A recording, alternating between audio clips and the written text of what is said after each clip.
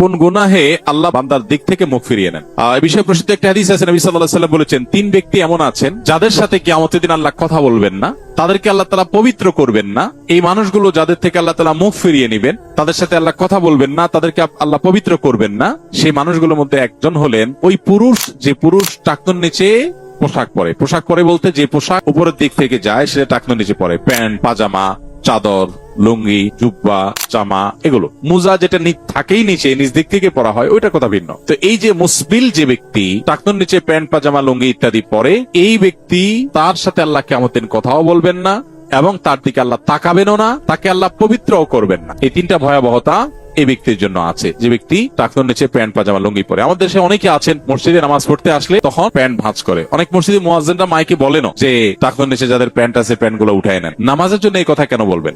এই সম্পর্কে একটা জয়ীফ হাদিস আছে যে মুসবিল ইজারে নামাজ কবুল হয় না। হাদিসটা সহিহ সূত্রে বর্ণিত না। বিশুদ্ধ হাদিসগুলো সবগুলো হলো কমন এবং জেনারেল, সব সময়ের জন্য এটা প্রযোজ্য যে পুরুষ মানুষ টাকনুর নিচে পোশাক পরবে না। এখন বৈজ্ঞানিক গবেষণা বলছে যে এটা পুরুষের জন্য ক্ষতিকর। যাই হোক, সেটা গবেষণা কি প্রমাণ হয়েছে এটা বড় কথা না, বড় কথা হলো নবী সাল্লাল্লাহু আলাইহি ওয়াসাল্লাম নিষেধ করেছেন। বাস শেষ। অতএব এই ব্যক্তি, যে ব্যক্তি টাকনুর নিচে প্যান্ট, পাজামা, লুঙ্গি, জুব্বা ইত্যাদি পরে, এই ব্যক্তি থেকে আল্লাহ কিয়ামতের মুখ ফিরিয়ে নেবেন। খুব ভয়াবহ কথা। 2 নম্বর হলেন ওই ব্যক্তি, যে ব্যক্তি কাউকে দান করে খোঁটা দেয় অথবা যাকে দান করেছেন তাকে নানার কথা দিয়ে কষ্ট দেয়। দান করেছেন, আল্লাহর কাছে আশা করবেন এর বিনিময়।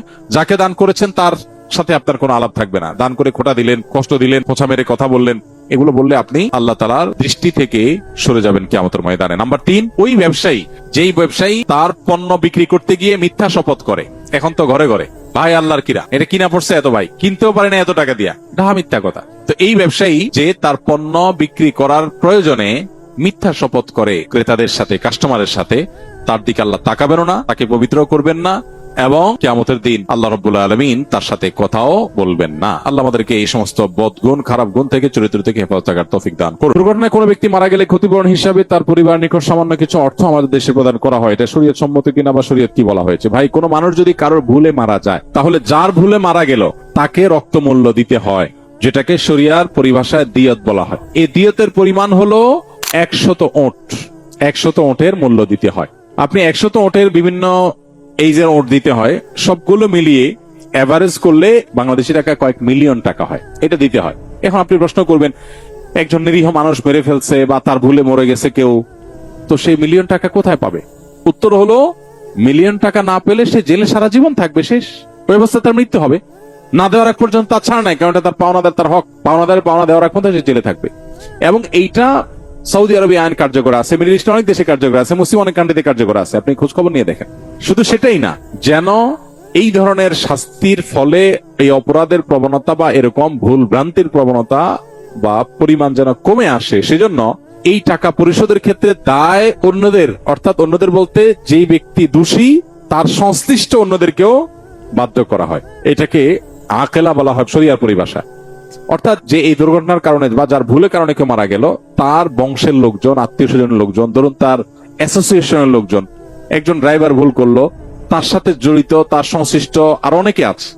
অতএব সবাইকে আনুপাতিক হারে ভাগ করে হলো এই দায় নিতে হয়। এটার ফলে কি হয়? এটার ফলে একজন মানুষ, ব্যক্তি শুধু সতর্ক হয় না, পুরো সোসাইটি সতর্ক হয়ে যায় যে আমাদের সবাইকে এটার জন্য সাফার করতে হবে। এখন শরিয়ার এই কঠিন শাস্তি, এটা যদি কার্যকর হয়, বাস্তবায়ন হয়, তাহলে দেখবেন ভুলে মানুষ মেরে ফেলা, সরি বলে শেষ করে ফেলা, এই প্রবণতা আমাদের সাথে থাকবে না। বেশ বোধহয় বছর 2 আগে একটা ঘটনা ঘটেছিল যে কারোর বাসার উপরে টব বা ইট এরকম কিছু রাখা ছিল সাইডে, রেলিং এর পাশে, ওইটা পড়ে নিচে এক ভদ্রলোক বা এক ভদ্র মহিলা মারা গেছেন। সম্ভবত হিন্দু ছিলেন উনি। এই যে একটা লোক মারা গেলেন, একটা মানুষের জীবন এতটাই মূল্যহীন, তিনি আপনার ছাদ থেকে পড়ে কিছু পড়ে তিনি মারা যাবেন আর আপনি আফসোস করে শেষ করে দিবেন, শেষ।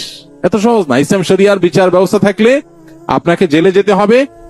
যদি আপনার অনিচ্ছাকৃত ভুলে হয়, তাহলে এটার রক্ত মূল্য পরিশোধ না করতে পারলে, যতদিন না করবেন আপনি জেলে থাকবেন। আপনার পুরো গোষ্ঠীর লোকজন, অ্যাসোসিয়েশন লোকজন সবাই মিলে এই টাকা জোগাড় করে আপনাকে মুক্ত করে করতে পারে, অথবা মৃত ব্যক্তির আত্মীয় স্বজন থেকে যদি মাফ আদায় করতে পারে বা কমাইতে পারে, ডিসকাউন্ট নিতে পারে, ওকে। আর না হলে আপনি সারা জীবন জেলে থাকবেন, শেষ। এখন আমাদের দেশে এই যে ত্রুটি বিচ্ছুতিগুলো, এই ত্রুটি বিচ্ছুতিগুলো কার, কোত্থেকে হলো, সেজন্য দায়ী কে, সেগুলোকে কোনোভাবে নিরূপণ করা হয় না, বরং সরকারিভাবে 10,000, 20,000, 25,000 টাকা লাশপতি দিয়ে দায় সারা হয়। 25,000 তো দূরের কথা, 25 লাখ টাকা দিলেও তো একটা মানুষের অভাব ওই ফ্যামিলিকে কখনো পূরণ করিয়ে দেওয়া সম্ভবপর হয় না। অতএব আল্লাহ রাব্বুল আলামিন আমাদেরকে বোঝার তৌফিক দান করুন যে শরিয়ার বাইরে মুক্তির আসলে কোনো পথ নাই, আমাদেরকে দিন শেষে শরিয়াতে ফিরে আসতে হবে। আশা করি ভিডিওটি দ্বারা আপনি উপকৃত হয়েছেন। ভিডিওটিতে লাইক করুন, আপনার কোনো প্রশ্ন বা জিজ্ঞাসা থাকলে এখনই কমেন্ট করুন এবং চ্যানেলটিকে এখনই সাবস্ক্রাইব করে সাথেই থাকুন।